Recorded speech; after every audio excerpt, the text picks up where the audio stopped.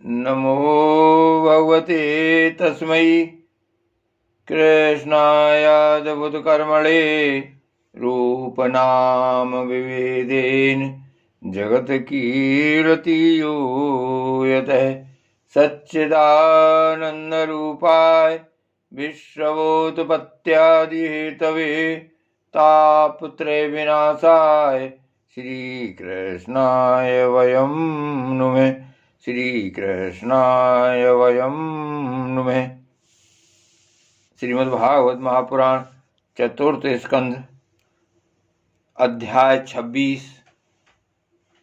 राजा पुरंजन का शिकार खेलने वन में जाना और रानी का कुपित होना। श्री नारद जी कहते हैं, राजन, एक दिन राजा पुरंजन अपना विशाल धनुष, सोने का कवच और अच्छे तरकस धारण कर अपने 11वें सेनापति के साथ 5 घोड़ों के शीघ्रगामी रथ में बैठकर पंचप्रस्थ नाम के वन में गया। उस रथ में 2 ईसा दंड बम्ब, 2 पहिए, 1 धुरी, 3 ध्वज दंड, 5 डोरियां, 1 लगाम, 1 सारथी, 1 बैठने का स्थान, 2 जुए, 5 आयुध और 7 आवरण थे। वह 5 प्रकार की चालों से चलता था तथा उसका साजवाज सब सुनहरा था।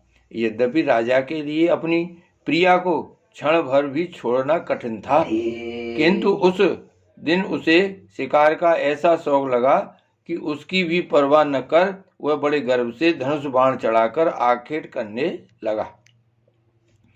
इस समय आसुरी वृत्ति बढ़ जाने से उसका चित्त बड़ा कठोर और दयाशून्य हो गया था। इससे उसने अपने तीखे बाणों से बहुत से निर्दोष जंगली जानवरों का वध कर डाला। जिसकी मांस में अत्यंत आसक्ति हो वह राजा केवल शास्त्र प्रदर्शित कर्मों के लिए वन में जाकर आवश्यकता अनुसार अनिषिद्ध पशुओं का वध करे, व्यर्थ पशु हिंसा न करे। शास्त्र इस प्रकार उच्छृंखल प्रवृत्ति को नियंत्रित करता है। राजन, जो विद्वान इस प्रकार शास्त्र नित्य कर्मों का आचरण करता है वह उस कर्मानुष्ठान से प्राप्त हुए ज्ञान के कारणभूत कर्मों से लिप्त नहीं होता। नहीं तो मनमाना कर्म करने से मनुष्य अभिमान के वशीभूत होकर कर्मों में बंध जाता है तथा गुण प्रवाह रूप संसार चक्र में पड़कर विवेक बुद्धि के नष्ट हो जाने से अधम योनियों में जन्म लेता है। पुरंजन के तरह तरह के पंखों वाले बाणों से छिन्न भिन्न होकर अनेकों जीव बड़े कष्ट के साथ प्राण त्यागने लगे। उसका वह निर्दयपूर्ण जीव संहार देखकर सभी दयालु पुरुष बहुत दुखी हुए। वे इसे सह नहीं सके। इस प्रकार वहां खरगोश, सूअर, भैंसे, नीलगाय, कृष्ण मृग, शाही तथा और भी बहुत से मेध्य पशुओं का वध करते करते राजा पुरंजन बहुत थक गया। तब वह भूख प्यासे अत्यंत शिथिल हो वन से लौटकर राजमहल में आया। वहां उसने यथायोग रीति से स्नान और भोज से निवृत्त हो कुछ विश्राम करके थकान दूर की। फिर गंध, चंदन और माला आदि से सुसज्जित हो सब अंगों में सुंदर सुंदर आभूषण पहने। तब उसे अपनी प्रिया की याद आई। वह भोजनादि से तृप्त, हृदय में आनंदित, मद से उन्मत्त और काम से वृत्तित होकर अपनी सुंदरी भार्या को ढूंढने लगा, किंतु उसे वह कहीं भी दिखाई न दी। प्राचीन वहिर तब उसने चित्त में कुछ उदास होकर अंतःपुर की स्त्रियों से पूछा, सुंदरियों, अपनी स्वामिनी के सहित तुम सब पहले की ही तरह कुशल से हो ना? क्या कारण है आज इस घर की संपत्ति पहले जैसी सुहावनी नहीं जान पड़ती?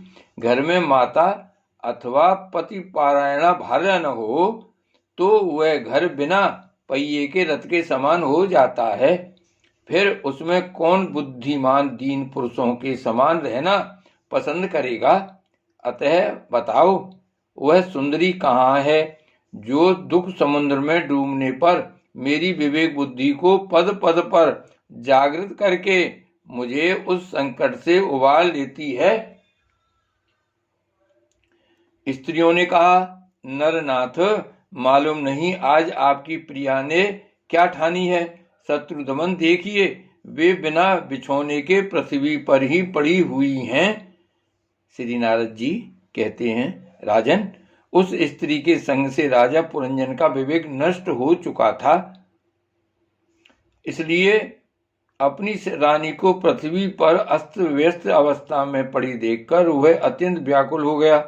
उसने दुखित हृदय से उसे मधुर वचनों द्वारा बहुत कुछ समझाया, किंतु उसे अपनी प्रेयसी के अंदर अपने प्रति प्रणय कोप का कोई चिन्ह नहीं दिखाई दिया।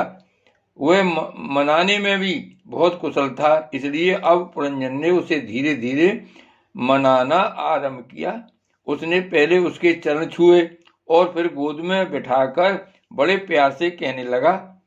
पुरंजन बोला, सुंदरी, वे सेवक तो निश्चय ही बड़े अभागे हैं, जिनके अपराध पर करने पर स्वामी उन्हें अपना समझकर शिक्षा के लिए उचित दंड नहीं देते। सेवक को दिया हुआ स्वामी का दंड तो उस पर बड़ा अनुग्रह ही होता है। जो मूर्ख हैं उन्हीं को क्रोध के कारण अपने हितकारी स्वामी के किए हुए उस उपकार का पता नहीं चलता। सुंदर दंतावली और मनोहर भौं से शोभा पाने वाली मनस्तुनी, अब यह क्रोध दूर करो और एक बार मुझे अपना समझकर प्रणय भार तथा लज्जा से झुका हुआ एवं मधुर मुस्कानमयी चितवन से सुशोभित अपना मनोहर मुखड़ा दिखाओ। अहो, भ्रमरपंथी के समान नीली अलकावली, उन्नत नासिका और सुमधुर वाणी के कारण तुम्हारा वह मुखारविंद कैसा मनोमोहक जान पड़ता है। वीर पत्नी, यदि किसी दूसरे ने तुम्हारा कोई अपराध किया हो तो उसे बताओ।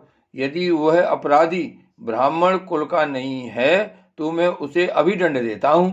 मुझे तो भगवान के भक्तों को छोड़कर त्रिलोकी में अथवा उससे बाहर ऐसा कोई नहीं दिखाई देता जो तुम्हारा अपराध करके निर्भय और आनंद पूर्वक रह सके। प्रिय, मैंने आज तक तुम्हारा मुख कभी तिलकहीन, उदास, मुरझाया हुआ, क्रोध के कारण डरावना, कांतिहीन और स्नेह शून्य नहीं देखा, और न कभी तुम्हारे सुंदर स्तनों को ही शोक आंसुओं से भीगा तथा बिंबा फल सदृश अधरों को स्निग्ध केसर की लाली से रहित देखा है। मैं व्यसनवश तुमसे बिना पूछे शिकार खेलने चला गया, इसलिए अवश्य अपराधी हूँ। फिर भी अपना समझकर तुम मुझ पर प्रसन्न हो जाओ। कामदेव के विषम बाणों से अधीर होकर जो सर्वदा अपने अधीन रहता है, उस अपने प्रिय पति को उचित कार्य के लिए भला कौन कामनी स्वीकार नहीं करती। श्री भागवत भगवान की जय। श्री वल्लभाधीश की जय। श्री गोवर्धननाथ की जय। श्याम स्वरूप श्री यमुने महारानी की जय। परम दयाल साईं जी की जय। श्री गोकुलनाथ की जय। जय जय श्री गोकुलेश, जय जय श्री गोकुलेश।